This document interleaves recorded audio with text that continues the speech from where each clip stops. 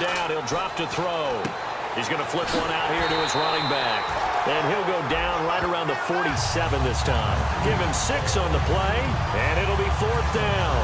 So many times you hear today's NFL described as a space game. Get your best players into space with the football in their hands.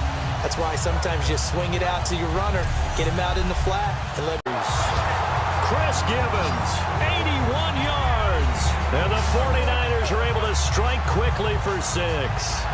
Well, you know he can be explosive, and he's ultra explosive there on the fly route.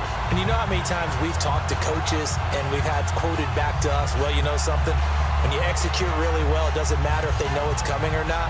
Well, sometimes athleticism beats you as well. He just took off and went. And that's almost like one of your Turkey Bowl games, isn't it? Just go long, man. I'll hit. He's already up over 100 yards receiving now. And isn't 100 the magic number for a really good game for a receiver? So he got a chance to really shatter that and have a profound effect on this game.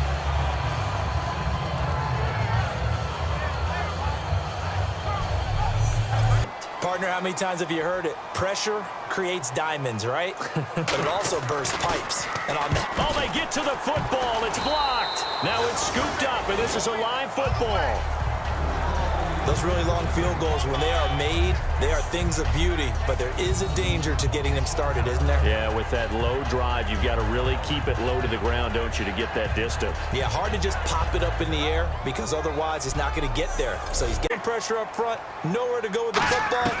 Down he goes. They'll look to throw. Quick hitter here, it's complete. And taking it across midfield and inside the 45. Now, after the completion, we're going to get a timeout, an injured player. While the training staff takes a peek, we'll take a break. Here.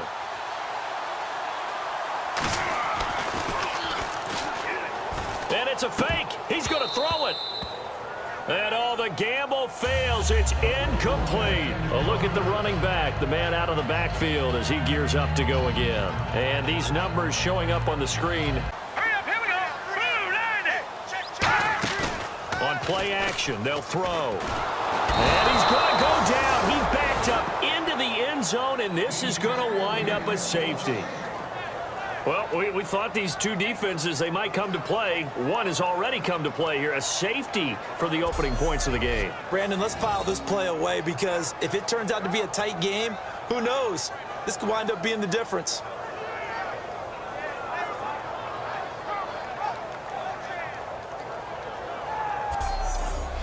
The pocket and finding what I think was not his primary target. And some of these guys are just so comfortable getting outside of the pocket that they'll do it up. A 50-50 ball here, and it's intercepted. A great read, and it's picked off. And a big turnover there as his guys will get the football back. They told us repeatedly earlier in the week in our meetings, we need some plays from our defense here on the road early. They got one. And don't think they were above all week long pointing out to their defense that the other defense is rated higher than them. You going to let that happen, guys? Is that how we're going to play? And they responded to the challenge. And Pittsburgh. Flip side, the positive side. After you punted the ball away or kicked it away. Defense held. Defense held. Nowhere to go here. He lost the football. And now this will be gathered up in the end zone. And that's a defensive touchdown. Once that ball was loose, the question was, would this be 2 or would it be 6? It's 6. The defense able to pounce on it. And for the offense, the training didn't really kick in, did it? Once that ball comes loose, you've got to get on it, make sure that you recover it, or make sure you punch it out of the end zone. Anything but give it to the defense to score a touchdown. Survey the scene, that's what's going to happen. No doubt about it. If there's no pressure, he's going to continue to pick them apart because he'll have all that time to find someone open downfield. And he's going to take it in. Touchdown, San Francisco. A great play there with touchdown number 20 on the year. And the 49ers add 6 to their lead. In as many coaches' meetings as we sit in, we hear the word finish all the time, don't we? And on that play, the back actually finished getting into the end zone, breaking the last tackle. Tried to wrap up, tried to use the proper technique, just wasn't able to get it done. First-level defensive line, second-level linebackers, third-level defensive backs. On that run, that was what we call a first-level run, and it was stopped by a second-level player. A gain of 19 in picking up the first. He's such a good route runner. Shows it there on third down. Very proficient and a good pass. And you know what I've observed over the years in the NFL? The better a route runner you are, the more confidence your guy's going to have in you to go to you in important times because he can trust you being in the right spot, and they connected there and picked up a first down. Here's the Steelers' kick team as they'll boot this one away. This one fielded at the 5. Oh, look at the juke. Able to get away. That's why you keep the legs churning. There he goes left side. And they are going to finish this one off strong. It's a return touchdown to add on to their lead in the final stages. I know a lot of special teams coaches, they just want to keep it away from him because that's what he can do. And others have egos that their players can't keep up with. And they say, challenge him, kick it to him. The way he runs as fast as he is, I wouldn't challenge him at all. I'd do everything possible to keep it away. He is just a blur when he gets a full head of steam, and he got a full head of steam there.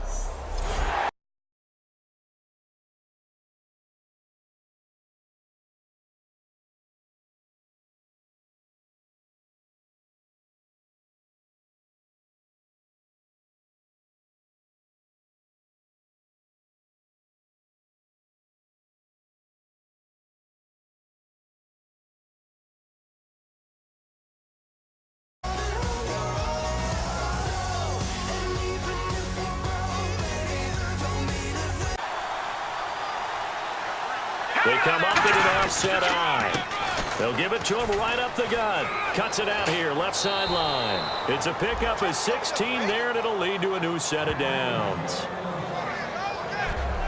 Absolutely love the run right there. This guy's known for his quickness, but also for his speed. And he's able to get to the second level almost before you blink if you give him any type of medium routes to keep the defense off balance. And it wasn't just them telling us. We got to watch them practice it and work on it because they've been trying to fine-tune it and get it right before this game. And I think a battle for it, and it's intercepted. A great read, and it's picked off. And this one will be brought back to the 22.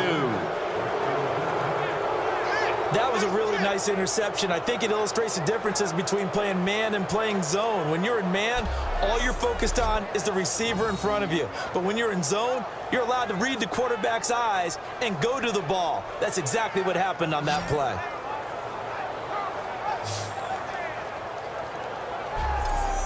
Example of trying to run with the ball without securing the catch. He was thinking about those rack yards instead of making the catch first and then taking off.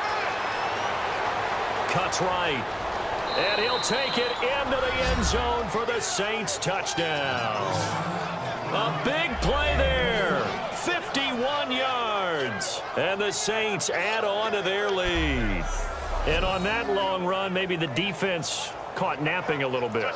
The concentration level may not have been there. I agree with you on that one because those types of plays, when they result like that, they're almost like big bolts of lightning, aren't they?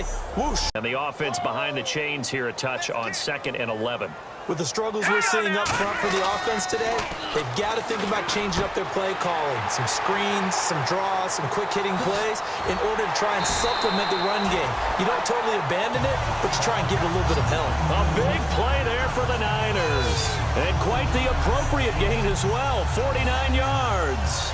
Coaches really don't care from what position they get this, but run after the catch ability, rack ability, is often the difference between winning and losing and changing field position.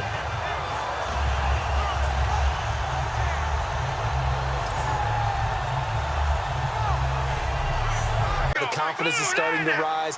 I think now as a play caller, because that has happened, you lean on it a little bit more. You don't go totally away. And he's got it. Touchdown, Saints. Their big-bodied receiver in the final seconds of the first half. And the Saints now add 6 to their lead. That's one of the better examples of clock management I've seen. Whittled it all the way down just about and still put the ball in the end zone. Yeah, just a methodical drive and something really to take into the lockers here.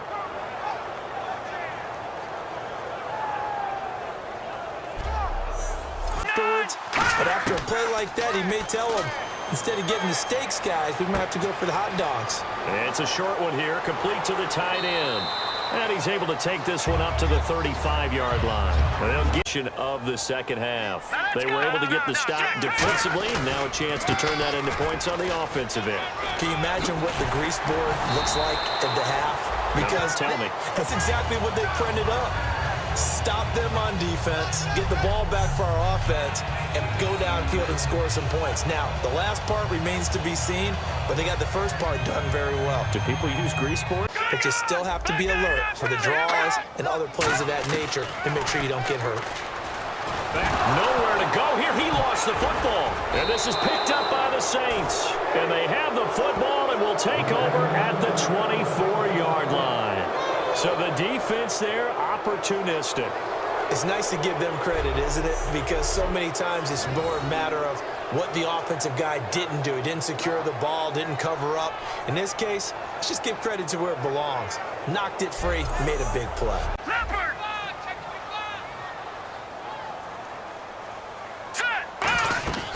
They'll run it now out of the gun. Taking it right down Broadway. 30, past the 20. Touchdown, 49ers. A great play there, taking it in. And the 49ers get a score closer. And that run massively increased his production in this game, and now he's over 100 yards. And break out your calculator, partner, because his yards per carry went up significantly, right? Big-time jaunt all the way to the end zone.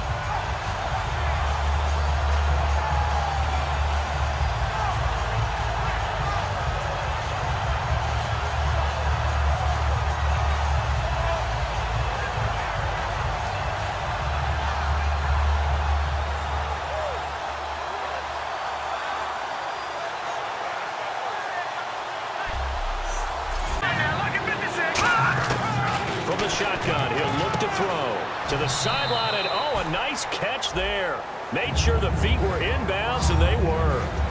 I know where we're headed on this. Terrific catch, gets his feet down, sets up a fourth down and short situation.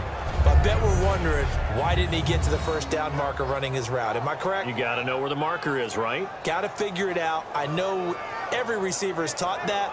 Sometimes circumstances change.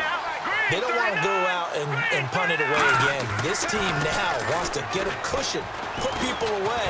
Rush coming, and he's taken down.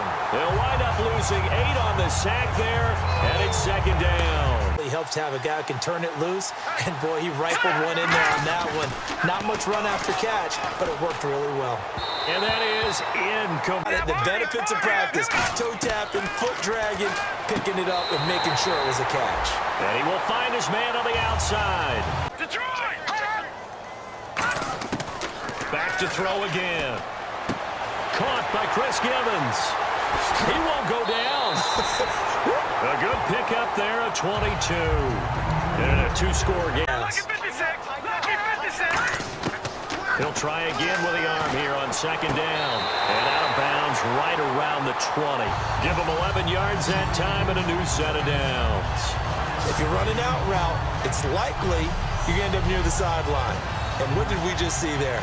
Toe tap. You got it. The benefits of practice. Toe tapping, foot dragging, picking it up, and making sure it was a catch. Step aside here in the fourth quarter. Here we go now. Again, he'll drop to throw. And he hauls it in the end zone. Touchdown, San Francisco. Chris Gibbons, a 9-yard touchdown grab. And the 49ers get a score closer. Well, that's about as quick of a passing touchdown as you'll ever see right there. Everyone has a section in their playbook called the quick game. That was a super quick game. Out of the hands of the thrower, bam, right to the receiver, successfully for a touchdown. 49ers going to take another timeout. That'll leave them with just one remaining in this fourth quarter of play. And on the ground they go with a running back. A loss of a yard, and it brings up.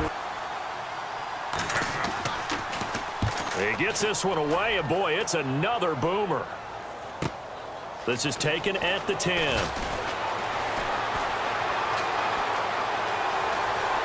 And an alley way. And he takes it all the way, but there is laundry on the field. A flag is down, and I think this one's coming back. I agree.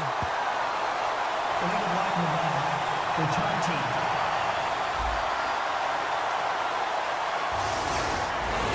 First down. They get to the line. He'll look to throw. Now a desperation throw deep downfield. And this is taken in at the 5. And he's going to take it in. Touchdown, San Francisco. Chris Gibbons with now 2 fourth-quarter touchdowns. And the 49ers are back within a score. And they put it in the end zone, which was job 1. Now they have to convert.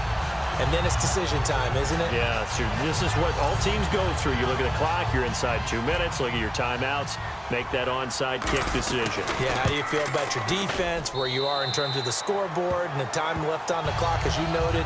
So many things to go through.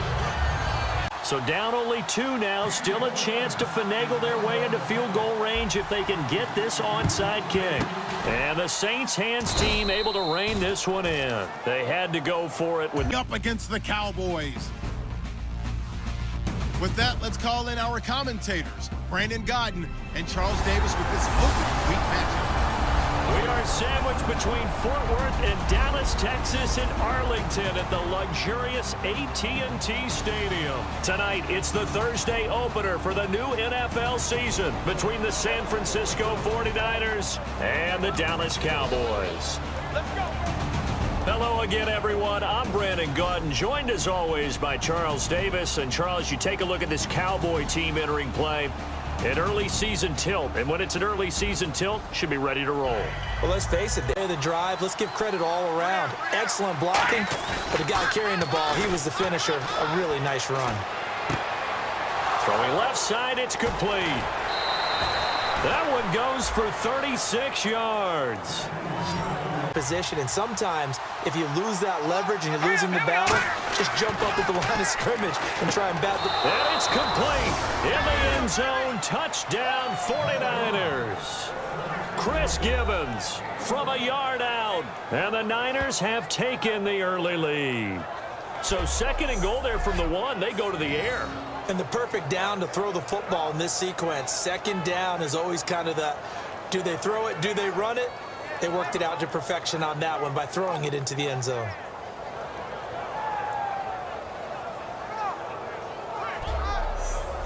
I think it's making sure the guys that you trust the most with the ball, the biggest playmakers you have, that they touch it on this possession to try and get things moving. So get it to the horses. Without a doubt. They're the ones that typically end up in the end zone. Smart approach job defensively. I think he was trying to go through his progressions, find someone to get rid of the football. Before he knew it, he was on his back. Under a heavy rush, and down he goes. That winds up pushing him back 11 yards on the sack.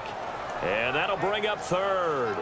Well, this is what happens. There's blitzing all the time. I often laugh and sometimes call it just straight-ahead pursuit. What a running start right back to the backfield. And this is caught inside the 5. Touchdown, 49ers. Chris Gibbons, already his second touchdown here in this opening weekend. And the 49ers add on to their lead. So they've had 2 drives, and he's had the 2 receiving touchdowns. And how about a game plan where you decide to force feed or feature someone, and it works? First 2 drives, as you noted,